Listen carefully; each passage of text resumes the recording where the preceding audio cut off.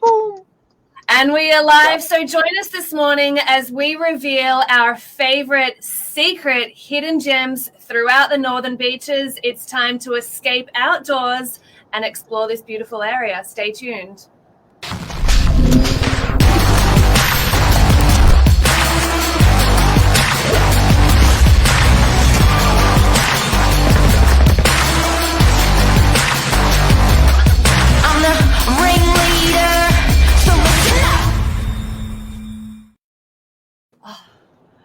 That intro pressure. Well done. Well done, anchor lady. Well, thank you. I'll be here every Thursday. This is some really good secrets on the northern beaches. You don't have to be from the northern beaches to enjoy the northern beaches.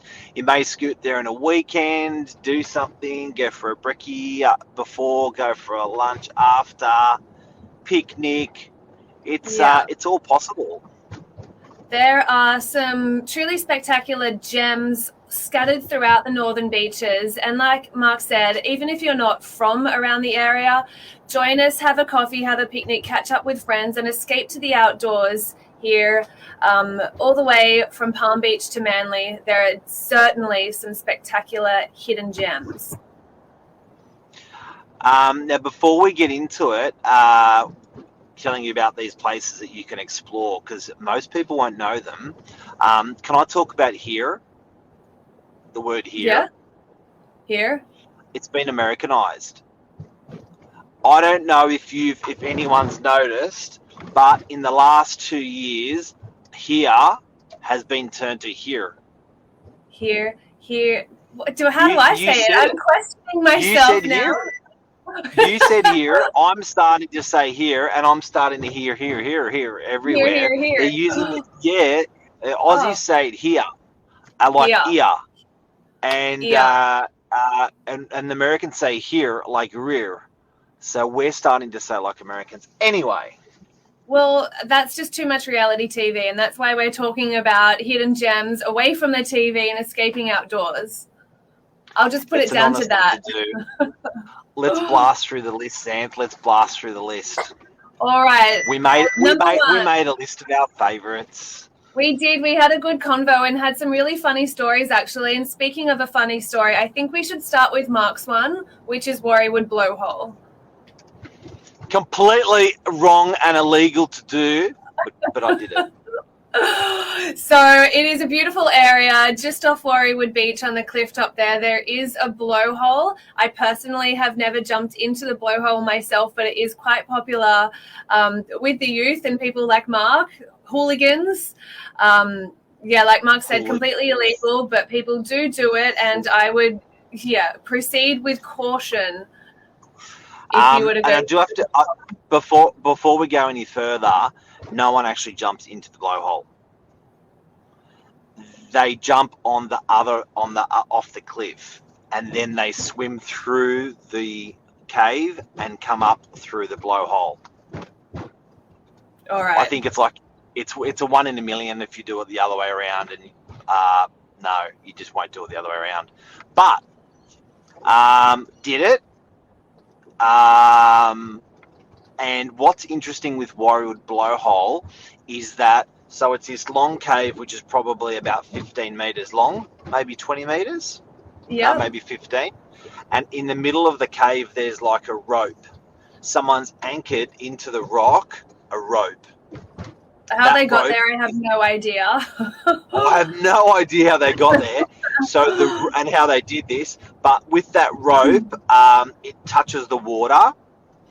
And what you do is, after you've landed, you swim in, and the tide sucks you back out into the ocean.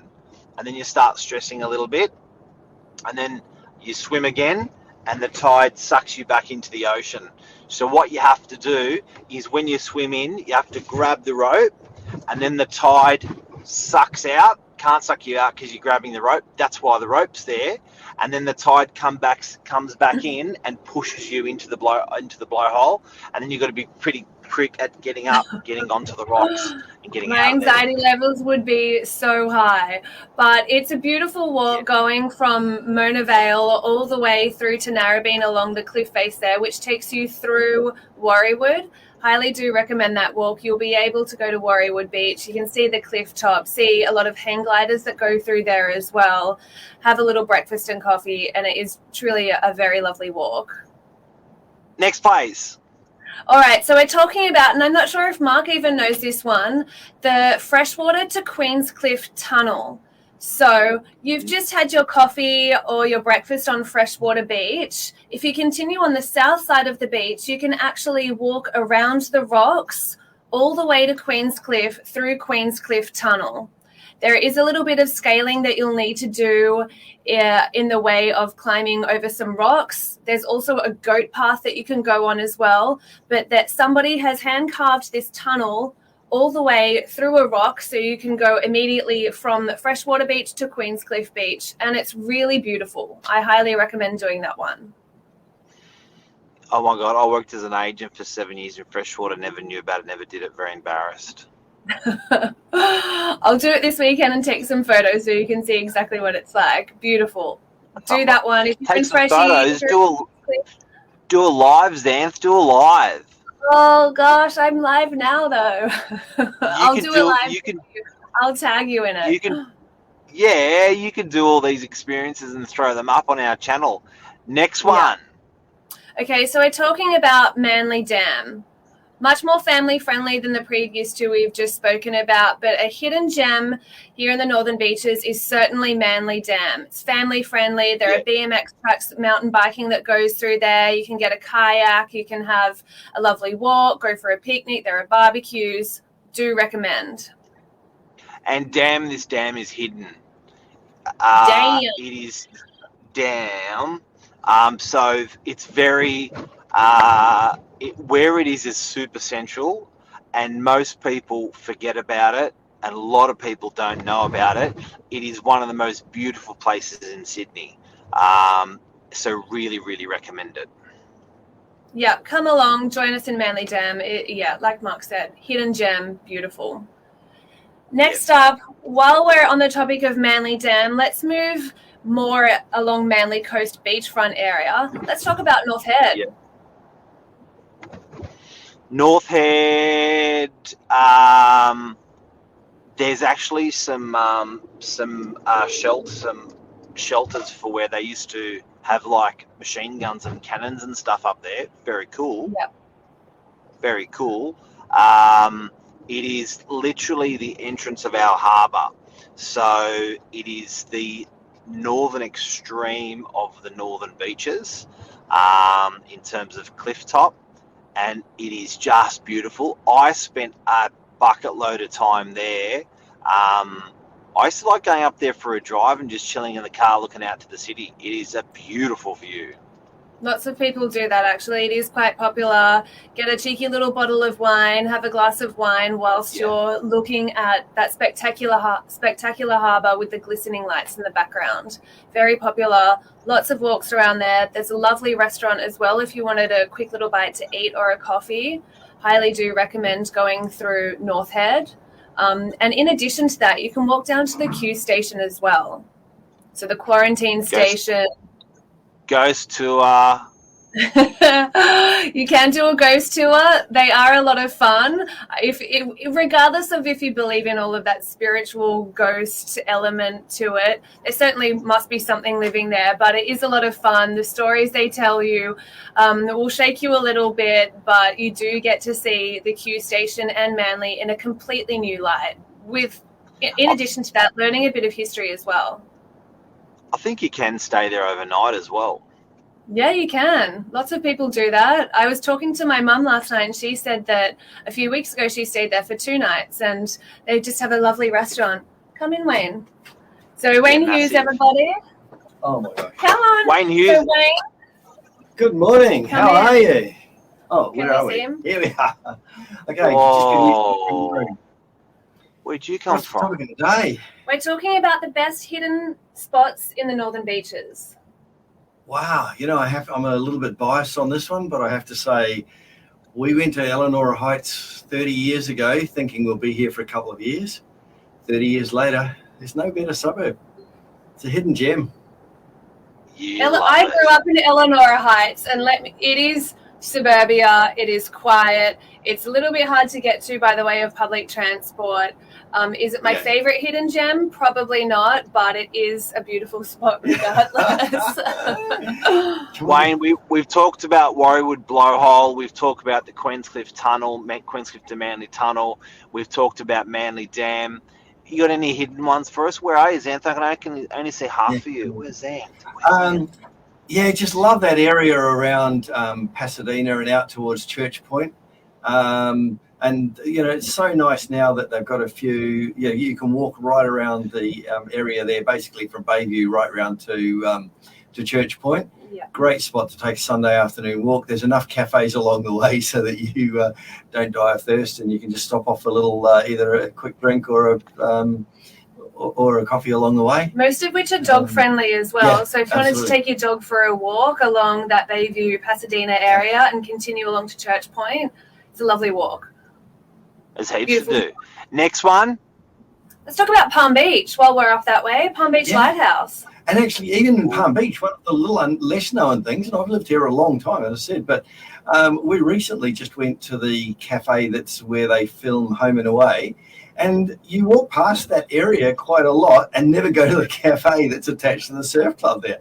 So it's just, I've been there twice in the last 6 months now, and it's just a lovely little sun-drenched spot. Again, great food, and you can just sit there for half an hour. It's attached to a little bit of history, Home and Away's put Australia on the map as far as the English concerned. Big series. I think it may even be bigger than Neighbours. Is Neighbours still a thing? I thought they cancelled that. Yeah. Nah, but I think it's bigger. Like, I think for what it did for Australia, Home and Away may have done more than Neighbours. Yeah. Interesting. But it's definitely got a persona up there that you just feel part of it when you go there. Just subtly branded as part of a surf club and things. So very cleverly done. That's awesome. Next one for places to go. Narrabeen Lake. You can walk around Narrabeen Lake in its entirety. There's lovely bike tracks to take you throughout that little loop. It's about 8 Ks. It'll take you about an hour and a half. Highly recommend that as well. There are spots that you can stop off for a swim, to get a kayak, to have a barbecue, to chill with your family, walk the dog, whatever it is you might want to do.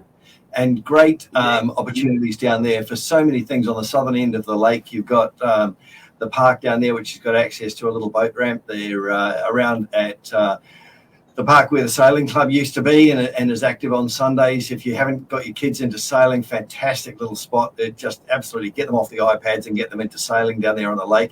Super safe because it's on the lake.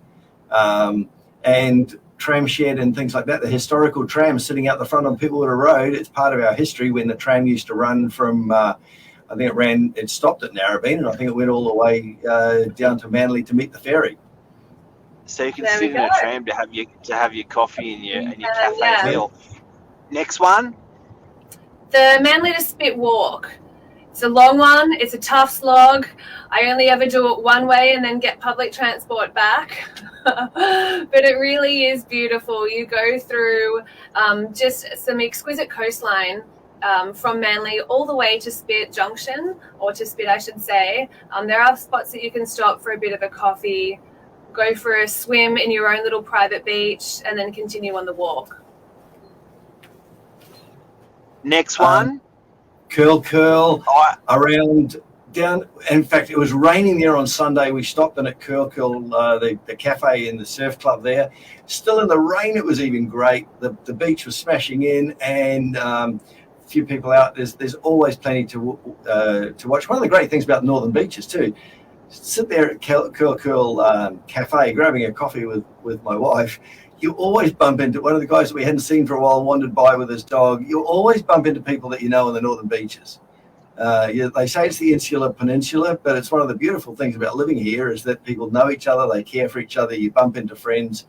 And then you can walk around from the Curl, that area, right up to Harbour Diggers, and stop in there for, gosh, a complete range from a cheap coffee to a very expensive meal. It's just a wide range. Yeah. We've got some cool places, hey. Xanthan, got any Mark, more before we go? Yeah. Look, I could rattle off at least another 50. If you would like to know more, don't hesitate to get in touch. I'm a born and raised beaches girl myself. Mark was born and raised as well here in the beaches, and Wayne just bloody loves this area. 30 years, I'm still, still just... Hey, but one of the things that's worthwhile mentioning, this is really cool. We have this thing called the never-ending list. And it works like this. Think of things to do in the weekend, like take a kayak out on Narrabeen Lake. When the list gets to 30 things, the list never ends. And the reason for that is because how long is it since you last took a kayak on Narrabeen Lake? You do all these other things, go bowling or climb the lighthouse or something like that. And by the time you get around to doing those, like I've never got to the point of taking the ferry to Scotland Island. And yet the list of 30 is enough that you'll never run out of things to do if you just keep that list somewhere on a spreadsheet or in your phone. The never-ending list. So is that for you personally, or sort of you have it as a couple or as a family?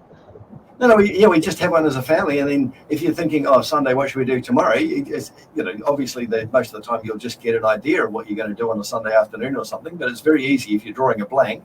Refer to your list. Pop up the list on your phone and just go, gosh, we haven't done that for a long time.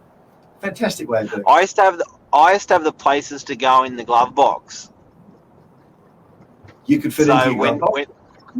No, so what happens is we used to go, when we were driving, Lisa or one of the kids would say we should do that, or we should do this. So we actually wrote it down, threw it in a piece of paper into the glove box, and then sometimes when we're in the car going, where do we go? What do you want to do? We go to the glove box and pull it out and go. There's a couple of ideas. Nice. Yeah. What my friends do is they write an idea on a paddle pop stick. So each paddle pop stick has a different location to go to. And then they place all of the paddle pop sticks in a jar. And then it's like, what do we want to do today? And it's a lucky dip, pulling a paddle pop stick out of the jar to find out what they're going to do. Great opportunities. How do you eat so many paddle pops to have the paddle pop sticks? Well, lots of exercise. So no problem. You just buy them in packs of 10. I was going to say you just eat them by the dozen, and then that's why you need lots of exercise. All right. Well, guys and girls, that's some cool things to do on the northern beaches. Hopefully we've helped you. Look, we certainly don't take it for granted. There's plenty of good stuff to do, and Sydney's a big place. Come and visit the beaches. Do these things we recommended today. One of them, all of them, they're awesome. Indeed, they are. Thanks for joining us, guys. See you next time. Bye. Thanks, Wayne.